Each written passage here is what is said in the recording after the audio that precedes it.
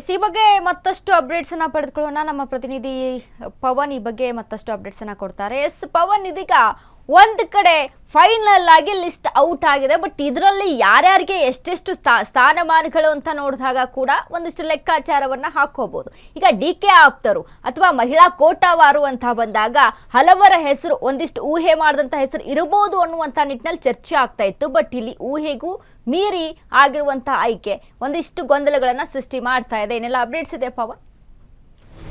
ವನಿತಾ, ಏನು ಇವತ್ತಿನ ಅದೇ 20 ಜನರ ಸಚಿವ ಸಂಪುಟ ವಿಸ್ತರಣೆಯ ಒಂದು ಪಟ್ಟಿ ನೋಡಿದಾಗ ಮೊದಲ ಬಾರಿಗೆ ಆಯ್ಕೆ ಆದವರಿಗೆ ಹೆಚ್ಚಿನ ಪ್ರಾತಿನಿಧ್ಯ ಸಿಕ್ಕಿದೆ. ಮತ್ತು ಇನ್ನೂ ಒಂದು ಜಾತಿವಾರು ಹೊಸ ಕಾಂಬಿನೇಷನ್ನ ಶುರು ಮಾಡಿದ್ದಾರೆ. DK ಶಿವಕುಮಾರ್ ಒಬ್ಬ ಒಕ್ಕಲಿಗ ಸಮುದಾಯವನ್ನು ರೆಪ್ರೆಸೆಂಟ್ ಮಾಡೋದಕ್ಕೆ ಅವರ ಸೇನೆಯಾಗಿ ಹೊಸ ಜಾತಿ ಲೆಕ್ಕಾಚಾರವನ್ನು ರೆಪ್ರೆಸೆಂಟ್ ಮಾಡಿದ್ದಾರೆ. ಈಗ ಒಂದೊಂದೇ ಜಿಲ್ಲೆಗಳನ್ನ ನೋಡ್ತಾ ಹೋದಾಗಲೂ ಕೂಡ ಅದು ಕೆಲವೊಂದು ಟೈಮ್ ಅರ್ಥ ಆಗ್ತಾ ಹೋಗುತ್ತೆ. ಈಗ ಶಾಂತೇಗೌಡ ಒಂದೇ ವಾರದಲ್ಲಿ 2 ಲಕ್ಷ ಅವ್ರಿಗೆ ಒಂದು ಪ್ರಾಣೇಶ್ ವಿರುದ್ಧ ಗೆದ್ದಿದ್ದು, ಕೋರ್ಟ್ ತೀರ್ಪಿನಿಂದ ಗೆದ್ದಿದ್ದು. ಇನ್ನೂ ಒಂದು ಮಂತ್ರಿಗೆ ಅಚ್ಚರಿ ಹೆಸರು ಶಾಂತೇಗೌಡ. ಏನು ಶಿವಮೊಗ್ಗ ಆಗಿರ್ಬೋದು, ಈ ಮಲೆನಾಡು ಭಾಗ ಇದೆಯಲ್ಲ, ಚಿಕ್ಕಮಗಳೂರು ಆಗಿರ್ಬೋದು, ಈ ಭಾಗದಲ್ಲಿರೋಂಥ ಕುರುಬರನ್ನ ರೆಪ್ರೆಸೆಂಟ್ ಮಾಡೋಂಥ ಲೀಡರ್ಗಳಿರಲಿಲ್ಲ. ಇಲ್ಲಿ ಶಾಂತೇಗೌಡಗೆ ಒಂದು ಅವಕಾಶ ಕೊಟ್ಟರು.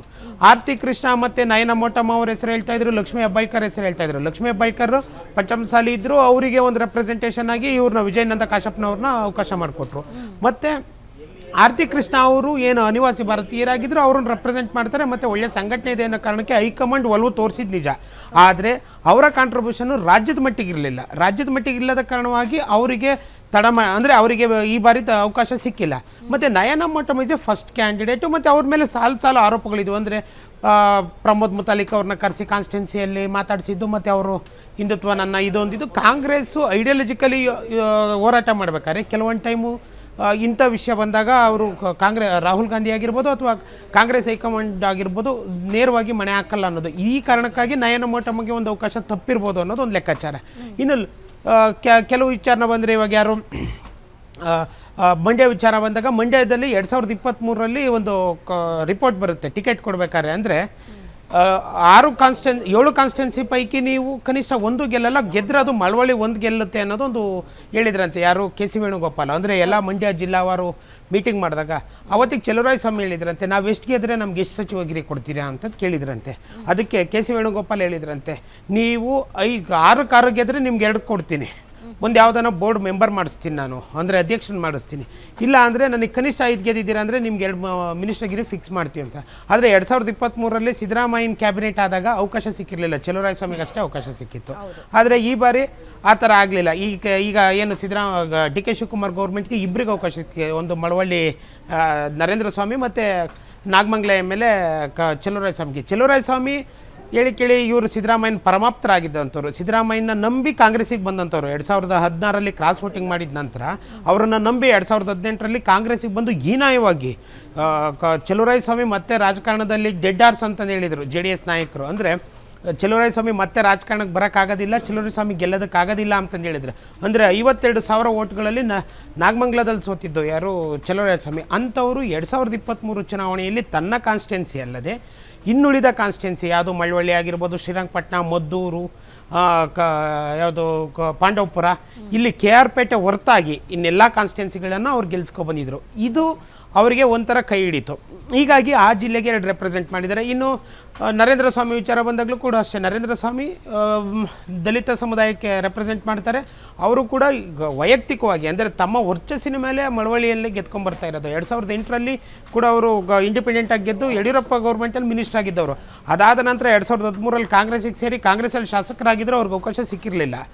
ಅವರ ಜೊತೆಯೆಲ್ಲ ಇದ್ದಂಥ ಇವರು ಯಾರು, ಕನಕಗಿರಿ MLA ತಂಗಡಿಗೆ ಅವ್ರಿಗೆ ಅವಕಾಶ ಸಿಕ್ಕಿತ್ತು ಸಿದ್ದರಾಮಯ್ಯನ ಗೌರ್ಮೆಂಟಲ್ಲಿ 2013ರಲ್ಲಿ. ಆದರೆ ನರೇಂದ್ರ ಸ್ವಾಮಿಗೆ ಅವಕಾಶ ಸಿಕ್ಕಿರಲಿಲ್ಲ. ಆದರೆ ಈ ಬಾರಿ ಅವ್ರಿಗೆ ಅವಕಾಶ ಮಾಡಿಕೊಟ್ಟಿದ್ದಾರೆ. ಇನ್ನು ಬಸವಂತಪ್ಪಗೆ ಈಸ್ ಫಸ್ಟ್ ಟೈಮ್ MLA ಮಾಯಗೊಂಡದಲ್ಲಿ ಆಂಬುಲೆನ್ಸ್ ಬಸವಣ್ಣ ಅಂತಂದೇ ಫೇಮಸ್ ಅವರು ಮಾಯಗೊಂಡ ಕಾನ್ಸ್ಟಿಟ್ಯೂನ್ಸಿಲಿ. ಅಂಥವ್ರಿಗೆ ಈ ಸಾರಿ ಏನು ದಲಿತ ಎಡಗೈ ಸಮುದಾಯವನ್ನು ರೆಪ್ರೆಸೆಂಟ್ ಮಾಡೋ ಕಾರಣದಿಂದಾಗಿ, ಅಂದರೆ ಈಗ ಆಲ್ರೆಡಿ ಮುನಿಯಪ್ಪ ಅವ್ರು ರೆಪ್ರೆಸೆಂಟ್ ಮಾಡ್ತಾ ಇದ್ದಾರೆ, ಅವರ ಜೊತೆಗೆ ಇನ್ನೊಬ್ಬರು ಬೇಕು. ಮುನಿಯಪ್ಪ ಪುತ್ರಿ ಕೊಡೋಕ್ಕಾಗಲ್ಲ, BR ತಿಮ್ಮಾಪುರ ಕೊಡೋಕ್ಕಾಗಲ್ಲ. ಹಾಗಾಗಿ ಇವರಿಗೊಂದು ಅವಕಾಶ ಕೊಡೋಣ ಅಂತ ಹೇಳಿ ಮಾಯಗೊಂಡ ಕಾನ್ಸ್ಟಿಟ್ಯೂನ್ಸಿಯ ಬಸವಂತಪ್ಪ ಅವ್ರಿಗೊಂದು ಅವಕಾಶ ಮಾಡಿಕೊಟ್ಟಿದ್ದಾರೆ. ಇವರು H. ಆಂಜನೇಯ ಅವ್ರ ಸಂಬಂಧಿ ಕೂಡ ಆಗಿದ್ದಾರೆ.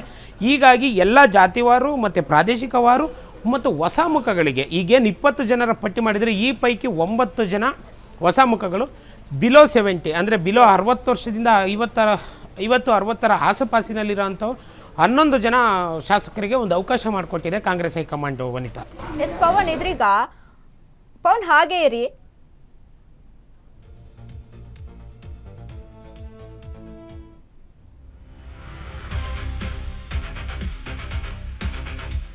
ಮಂಡ್ಯ, ಕೊಪ್ಪಳ, ಬೆಂಗಳೂರಿಗೆ ಬಂಪರ್ ಗಿಫ್ಟ್ ಇದೀಗ. 3 ಜಿಲ್ಲೆಗೂ ತಲಾ 2 ಮಂತ್ರಿಗಿರಿ ಕೊಟ್ಟ ಕಾಂಗ್ರೆಸ್. ಸಿಎಂ ತವರು ರಾಮನಗರಕ್ಕೆ ಇನ್ನೊಂದು ಸಚಿವ ಸ್ಥಾನ. ಬೆಳಗಾವಿ, ದಾವಣಗೆರೆ, ಬಳ್ಳಾರಿ, ಚಿತ್ರದುರ್ಗ, ಶಿವಮೊಗ್ಗ ಎಲ್ಲದಕ್ಕೂ ಕೂಡ ಅವಕಾಶವನ್ನ ಮಾಡಿಕೊಡಲಾಗಿದೆ. ಹಾಸನ, ಚಿಕ್ಕಮಗಳೂರು ಜಿಲ್ಲೆಗೆ 1 ಸಚಿವ ಸ್ಥಾನ. ಕೆಲವು ಜಿಲ್ಲೆಗಳಿಗೆ ಮನೆ ಹಾಕದ ಕಾಂಗ್ರೆಸ್ ಹೈಕಮಾಂಡ್. ಮಂಡ್ಯ, ಕೊಪ್ಪಳ, ಬೆಂಗಳೂರಿಗೆ ಬಂಪರ್ ಗಿಫ್ಟ್ ಒದಗಿ ಬಂದಿರುವಂತದ್ದು.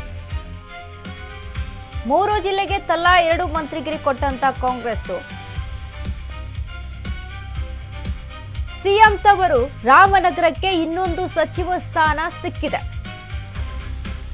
ಬೆಳಗಾವಿ ಆಗಿರ್ಬೋದು, ದಾವಣಗೆರೆ ಆಗಿರ್ಬೋದು, ಬಳ್ಳಾರಿ, ಚಿತ್ರದುರ್ಗ, ಶಿವಮೊಗ್ಗ, ಹಾಸನ, ಚಿಕ್ಕಮಗಳೂರು ಜಿಲ್ಲೆಗೆ 1 ಸಚಿವ ಸ್ಥಾನ ಸಿಕ್ಕಿದೆ.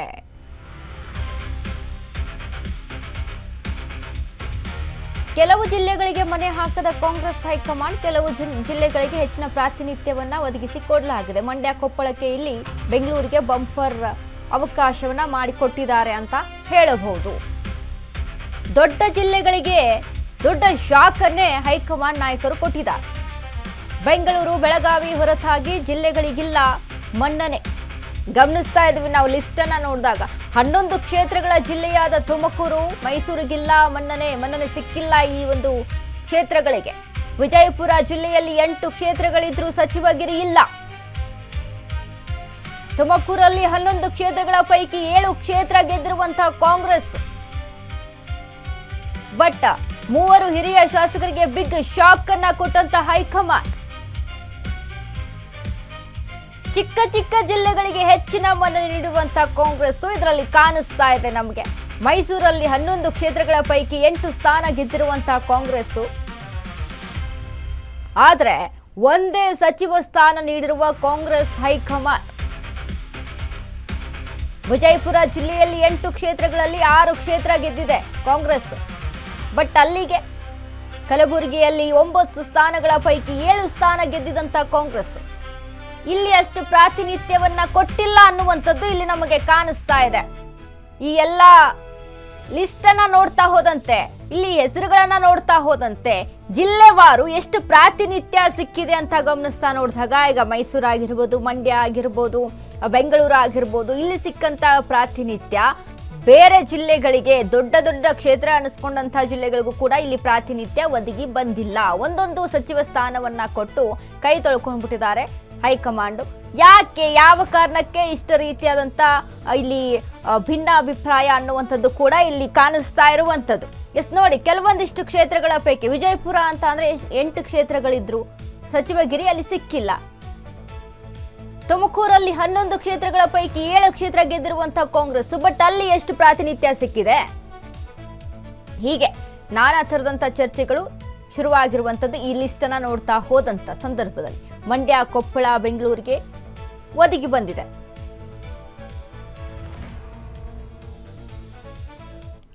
ಎಸ್ ಪವನ್, ಈಗ ಗಮನಿಸಿದ್ವಿ ನಾವು ಈ ಒಂದು ಲಿಸ್ಟ್ ಅನ್ನ ನೋಡ್ತಾ ಹೋದಂತೆ ಯಾವ ಕ್ಷೇತ್ರಕ್ಕೆ ಎಷ್ಟು ಪ್ರಾತಿನಿಧ್ಯ ಅಂತ ನೋಡ್ತಾ ಹೋದ್ರೆ ಇಲ್ಲಿ ಯಾಕೆ ಕೆಲವೊಂದಿಷ್ಟು ಕ್ಷೇತ್ರಗಳನ್ನ ಕಡೆಗಣನೆ ಮಾಡಿದೆಯಾ ಅಥವಾ ಏನ್ ಲೆಕ್ಕಾಚಾರ ಹಾಕೊಂಡಿದೆ ಈ ಒಂದು ಸರ್ಕಾರ, ಈ ಹೈಕಮಾಂಡ್ ಅಂತ? ವನಿತಾ, ಏನು ಈಗ ಸದ್ಯಕ್ಕೆ ಈಗ 20 ಜನರು ಮತ್ತು ಹಳೆಯ 13 ಜನ ಶಾಸಕರನ್ನು ಸಚಿವರನ್ನಾಗಿ ಮಾಡಿರೋದು ನೋಡಿದ್ರೆ ಒಟ್ಟು 33 ಸಚಿವರು ಈಗ DK ಸಂಪುಟದಲ್ಲಿ ಇಲ್ಲಿದ್ದಾರೆ.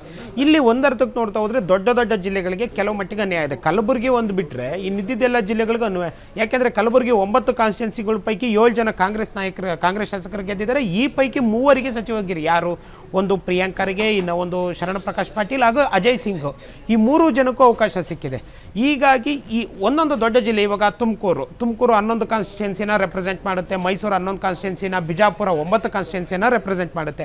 ಈ ಜಿಲ್ಲೆಗಳಿಗೆ ಸಹಜವಾಗಿ ಅನ್ಯಾಯ ಆಗಿರೋವಂಥದ್ದು ಮೇಲ್ನೋಟಕ್ಕೆ ಕಂಡು ಬರ್ತಾ ಇದೆ. ಮತ್ತು ಅವಳಿ ಜಿಲ್ಲೆಗಳಾದಂಥ ಚಿಕ್ಕಬಳ್ಳಾಪುರ ಮತ್ತು ಯಾವುದು ಕೋಲಾರದಲ್ಲೂ ಕೂಡ 11 ಕಾನ್ಸ್ಟಿಟ್ಯೂನ್ಸಿ ರೆಪ್ರೆಸೆಂಟ್ ಆಗುತ್ತೆ. ಅಲ್ಲೂ ಕೂಡ ಒಂದು ಸಚಿವಗಿರಿ ಇಲ್ಲ. ಈಗ ಅಟ್ಲೀಸ್ಟು ಮೈಸೂರಿಗೆ ಒಂದಿದೆ, ಯತೀಂದ್ರ ಸಿದ್ದರಾಮಯ್ಯ ರೆಪ್ರೆಸೆಂಟ್ ಮಾಡ್ತಾ ಇದ್ದಾರೆ. ಅವರು ಬಿಲಾಂಗ್ಸ್ ಟು MLC ಆಗಿ ಇದನ್ನು ಮಾಡ್ತಾ ಇದ್ದಾರೆ, ಪರಿಷತ್ ಸದಸ್ಯರಾಗಿದ್ದಾರೆ. ಇವರು ಯಾರು ತುಮಕೂರಲ್ಲಿ ಬಂದರೆ Kodagere MLA doctor G Parameshwar DCM ಆಗಿ ರೆಪ್ರೆಸೆಂಟ್ ಮಾಡ್ತಾರೆ. ಅಲ್ಲಿ ಷಡಾಕ್ಷರಿ ಆಗಿರ್ಬೋದು, ಮತ್ತು ಟಿಪ್ಟೂರಿನ MLA Shadakshari, Sira MLA TB Jayachandra, Madhugiri MLA KN Rajanna, ಇವರು ಸೀನಿಯರ್ ಲೀಡರ್ಗಳು. ಇವರು ಕಾಂಗ್ರೆಸ್ಗೆ ಕಳೆದ ಸಾಕಷ್ಟು ದಿನಗಳಿಂದ, ದಶಕಗಳಿಂದ ಹೋರಾಟ ಮಾಡ್ಕೊಂಡು ಬಂದಿದ್ದವರು. ಈಗ ಹೊಸಬರಾಗಿ ಯಾರು ಗುಬ್ಬಿ ಶಾಸಕ ಶ್ರೀನಿವಾಸ್ ಇದ್ದಾರೆ, ವೆಂಕಟೇಶ್ ಇದ್ದಾರೆ, ಮೊದಲ ಬಾರಿಗೆ ಗೆದ್ದಂಥವ್ರು, ಮತ್ತು ಕುಣಗಲ್ ರಂಗನಾಥ್ ಅವರು 2ನೇ ಬಾರಿ ಗೆದ್ದಿದ್ದಾರೆ. ಇಲ್ಲಿ 11 ಜನಗಳ ಪೈಕಿ 7 ಜನಕ್ಕೆ ರೆಪ್ರೆಸೆಂಟೇಷನ್ ಸಿಕ್ಕಿಲ್ಲ. ಇನ್ನು ಮೈಸೂರಿಗೆ ಬಂದರೆ ಕೆ ವೆಂಕಟೇಶು, ಚಿಕ್ಕಮಾದು, ತನ್ವೀರ್ ಸೇಠು ಹಾಗೂ ಹರೀಶ್ ಗೌಡ ಇವರೆಲ್ಲ ರೆಪ್ರೆಸೆಂಟ್ ಮಾಡಿದ್ರೆ. ಸಿದ್ದರಾಮಯ್ಯನವರು ವರುಣದಿಂದ ರೆಪ್ರೆಸೆಂಟ್ ಮಾಡ್ತಾಯಿದ್ದಾರೆ. ಈ ಪೈಕಿ ಸಿದ್ದರಾಮಯ್ಯನವ್ರು ಬಿಡಿ, ಅದು ಇನ್ನೀಗ 7 ಜನರಿಗೆ ಒಂದು ಅವಕಾಶ ಕೊಡಲೇಬೇಕಾಗತ್ತೆ. ಆ ಪೈಕಿ ಕಳೆದ ಬಾರಿ ಏನು ವೆಂಕಟೇಶ್ಗೆ ಅವಕಾಶ ಸಿಕ್ಕಿತ್ತು, ಈ ಬಾರಿ ಚಿಕ್ಕಮಾದಗೆ ಅವಕಾಶ ಸಿಗುತ್ತೆ, ಇಲ್ಲ ತನ್ವೀರ್ ಸೇಠ್ಗೆ ಒಂದು ಅವಕಾಶ ಸಿಗುತ್ತೆ ಅಂತ ಹೇಳ್ತಾ ಇದ್ರು. ಆದರೆ ಅಲ್ಲಿ ಕೂಡ ಏನು HD ಕೋಟೆ ಚಿಕ್ಕಮಾದಗೆ ಆಗಿರ್ಬೋದು, ಅನಿಲ್ ಚಿಕ್ಕಮಾದವ್ ಆಗಿರ್ಬೋದು, ಅಥವಾ ಈ ತನ್ವೀರ್ ಸೇಠ್ NR ಕ್ಷೇತ್ರದ ತನ್ವೀರ್ ಸೇಠ್ಗೂ ಈ ಸಾರಿ ಅನ್ಯಾಯ ಆಗಿದೆ. ಅಂದರೆ ದೊಡ್ಡ ಜಿಲ್ಲೆಗಳನ್ನು ರೆಪ್ರೆಸೆಂಟ್ ಮಾಡೋದಾಗ ಮತ್ತು ಅತಿ ಹೆಚ್ಚು ಸ್ಥಾನಗಳು ಗೆದ್ದಿದ್ದಾವೆ. ಈಗ ಉಡುಪಿಗೆ ಸಚಿವಗಿರಿ ಕೊಡ್ರಿ ಅಂದರೆ ಯಾರು ಕೇಳಲ್ಲ, ಯಾಕೆಂದರೆ ಉಡುಪಿಲಿ MLAಗಳು ಯಾರು ಗೆದ್ದಿಲ್ಲ. ಹೀಗಾಗಿ ಉಡುಪಿನ ಯಾರು ಕೇಳಲ್ಲ. ನೀವು ಜಾಸ್ತಿ ಕ್ಷೇತ್ರಗಳನ್ನು ಗೆದ್ದಿರೋ ಕಡೆ ಕೊಡಿ, ದೊಡ್ಡ ಜಿಲ್ಲೆಗಳಿಗೆ ಕೊಡಿ. ದೊಡ್ಡ ಜಿಲ್ಲೆಗಳು ಏನಾಗುತ್ತೆ ಅಂದರೆ ಲೋಕಸಭಾ ಕ್ಷೇತ್ರ ಆಗಿರ್ಬೋದು, ಲೋಕಲ್ ಬಾಡಿ ಎಲೆಕ್ಷನ್ಗಳಾಗಿರ್ಬೋದು, ಮತ್ತು ಮುಂದಿನ ಅಸೆಂಬ್ಲಿ ಚುನಾವಣೆಗಳಲ್ಲಿ ಭಾಳ ನಿರ್ಣಾಯಕವಂತವೆ. ಯಾಕೆಂದರೆ ಈಗ 11 ಕ್ಷೇತ್ರಗಳ ಪೈಕಿ ಜಿಲ್ಲೆಯಲ್ಲಿ ಡಾಮಿನೇಟ್ ಲೀಡರ್ಗಳಿದ್ದಾಗ ಆ ಲೀಡರ್ಗಳು ತಮ್ಮ ಕಾನ್ಸ್ಟಿಟ್ಯೂನ್ಸಿಗಳು ಇಡ್ತಾ ಅಲ್ಲದೆ ಬೇರೆ ಕಾನ್ಸ್ಟಿಟ್ಯೂನ್ಸಿಗಳಲ್ಲೂ ಇನ್ಫ್ಲೂಯೆನ್ಸ್ ಮಾಡೋದ್ರಿಂದ ಅಲ್ಲಿ ನಡೆ ಆದರೆ ಈಗ 7 ಸ್ಥಾನಗಳು ಹೋದರೆ ಈಗ ಸಹಜವಾಗಿ Ramanagara CM DK Shivakumar represent ಮಾಡ್ತಾರೆ, 4 ಸ್ಥಾನ ಗೆಲ್ತಾರೆ. ಇನ್ನೂ ಗೆಲ್ಲಿ ಅನ್ನೋದಕ್ಕೆ ಅಲ್ಲಿರೋದೇ 4 ಸ್ಥಾನ. ಆದರೆ ಮೈಸೂರು ಆಗಿರ್ಬೋದು, ಬಿಜಾಪುರ ಆಗಿರ್ಬೋದು, ತುಮಕೂರು ಆಗಿರ್ಬೋದು, ಇಲ್ಲಿ ಅವಕಾಶಗಳಿದ್ದಾವೆ. ಈಗ 11 ಸ್ಥಾನಗಳ ಪೈಕಿ 7 ಸ್ಥಾನ ಗೆದ್ದರೆ ಮುಂದಿನ ಸಾರಿ ಒಂದು ಅವಕಾಶ ಜಾಸ್ತಿ ಕೊಡ್ತೀವಪ್ಪ, ಇನ್ನೂ ಗೆಲ್ಲಿ ಅಂದರೆ 11 ಗೆಲ್ಲೋ ಚಾನ್ಸಸ್ ಇರುತ್ತೆ. ಈಗ ಈ ಅನ್ಯಾಯ ಆಗಿರೋದು ಅಲ್ಲಿನ ನಾಯಕರಿಗೆ, ಸ್ಥಳೀಯ ಮಟ್ಟದ ನಾಯಕರಲ್ಲಿ ಅಸಮಾಧಾನವಂತೂ ಗ್ಯಾರಂಟಿ ಸೃಷ್ಟಿ ಮಾಡಿದೆ. ಯಾಕೆಂದರೆ ನಮ್ಮ ಜಿಲ್ಲೆ ಇಷ್ಟು ದೊಡ್ಡ ಜಿಲ್ಲೆಗಳಿಗನ್ನ ಇವ್ರು ರೆಪ್ರೆಸೆಂಟ್ ಮಾಡಲ್ಲ. ರಾಮನಗರಕ್ಕೆ 4 ಕಾನ್ಸ್ಟಿಟ್ಯೂನ್ಸಿ ಇದ್ದಾವೆ, CM ಇದ್ದಾರೆ, ಸಿಟ್ಟಿಂಗ್ ಮಿನಿಸ್ಟರ್ CM ಇದ್ದಾರೆ. ಅಂಥವರು ಇನ್ನೂ ಒಂದು ಸಚಿವಗಿರಿ ಕೊಡಿಸ್ಕೊತಾರೆ ಅಂದರೆ ಇದೆಂಥದ್ದು ಅನ್ನಂಗಾಗುತ್ತೆ. ಈಗ ಸಿದ್ದರಾಮಯ್ಯನವರು 2013ರಲ್ಲಿ CM ಆಗಿದ್ದಾಗ ಇನ್ನೊಂದು ಕುರುಬ ನಾಯಕರಿಗೆ ಅವಕಾಶ ಕೊಟ್ಟಿರಲಿಲ್ಲ. ಮೇಟಿಯವ್ರನ್ನ ಅದಾದಮೇಲೆ ತೊಗೊಂಡಿದ್ದು, ಅಲ್ಲಿವರೆಗೂ ಒಂದು ಅವಕಾಶ ಕೊಟ್ಟಿರಲಿಲ್ಲ. ಯಾಕಾಗಿ ಅಂದರೆ ನಾನು ಒಂದು ಜಾತಿಯನ್ನು ರೆಪ್ರೆಸೆಂಟ್ ಮಾಡಬೇಕಾದ್ರೆ ಇನ್ನೊಬ್ಬ ನಮ್ಮ ಜಾತಿಯವರು ಬೇಡ ಅಂತ ಅದನ್ನು ಬೇರೆ ಬೇರೆ ಆಯಕಟ್ಟಿನ ಲೆಕ್ಕಾಚಾರಕ್ಕೆ ಹೇಳ್ತಾರೆ ರಾಜಕಾರಣದಲ್ಲಿ. ಸಿದ್ದರಾಮಯ್ಯವ್ರನ್ನ ಬೇರೆಯವ್ರನ್ನ ಬೆಳೆಸೋದಕ್ಕೆ ಮಾಡಲಿ, ಹಾಗಲ್ಲ. ನಾನೊಂದು ಸಮುದಾಯವನ್ನು ನಾನೊಬ್ಬ ರಾಜ್ಯದ CM ಆಗಿ ರೆಪ್ರೆಸೆಂಟ್ ಮಾಡ್ತಾ ಇರ್ಬೇಕಾದ್ರೆ ಇನ್ನೊಬ್ಬ ಅವಶ್ಯಕತೆ ಇಲ್ಲ. ನಾನೇ ಯಾರ ಉನ್ನತ ಹುದ್ದೆಯಲ್ಲಿದ್ದೀನಿ, ತಿರ್ಗಿ ಆಗಿದ ಮೇಲೆ ಮತ್ತೊಬ್ರು ಏನಕ್ಕೆ ಅನ್ನೋದಿರುತ್ತೆ. ಇದನ್ನು ಕಾಂಗ್ರೆಸ್ ಹೈಕಮಾಂಡ್ ಯಾವ ಆಧಾರದ ಮೇಲೆ 28ರ ಮಾನದಂಡ ನೋಡಿದಾಗ ಇಲ್ಲೇನು ಕಾಣಿಸ್ತಾ ಇಲ್ಲ. 28ರ ಮಾನದಂಡಕ್ಕೆ ರೆಪ್ರೆಸೆಂಟ್ ಆಗುತ್ತೆ. ಇವರೆಲ್ಲ ಕ್ಷೇತ್ರಗಳಿಗೆ ಸೀಮಿತ ಆಗಿರೋಂಥ ಹೊಸ ಲಿಸ್ಟರ್ಸ್. ಈಗ 20 ಜನ ಏನು ಎಲೆಕ್ಟ್ ಮಾಡಿದಾರೋ ಅದರಲ್ಲೊಂದು 3-4 ಜನ ಬಿಟ್ಟರೆ ಇನ್ನಿದ್ದವರೆಲ್ಲ ಅವ್ರವ್ರ ಕ್ಷೇತ್ರಗಳಿಗೆ ಸೀಮಿತ ಆದಂಥ ಲೀಡರ್ಗಳನ್ನ ಆಯ್ಕೆ ಮಾಡಿದ್ದಾರೆ ಅನ್ನೋದು ಕಾಂಗ್ರೆಸ್ನಲ್ಲಿರೋಂಥ ಅಸಮಾಧಾನ. ವನಿತಾ, ಎಸ್ ಪವನ್, ಇದೀಗ ಜಾತಿವಾರು ಅಂತ ನೋಡಿದಾಗ ಒಂದ್ ಕಡೆ ಕಾಂಗ್ರೆಸ್ ಅಲ್ಪಸಂಖ್ಯಾತರನ್ನ ಎತ್ತಿ ಹಿಡಿದಿದೆ ಅನ್ನೋದು ಇಲ್ಲಿ ನಮಗೆ ಕ್ಲಿಯರ್ ಆಗಿ ಕಾಣಿಸ್ತಿದೆ. ಒಂದು ರಿಜ್ವಾನ್ ಹರ್ಷಗೆ ಸಿಕ್ಕಿರೋದು, UT ಖಾದರ್ಗೆ, ಜಬೀರ್ ಅಹಮದ್ ಖಾನ್, ಮತ್ತೆ ಸಭಾಪತಿ ಅಂತ ನೋಡಿದಾಗ ಸಲೀಂ ಅಹಮದ್.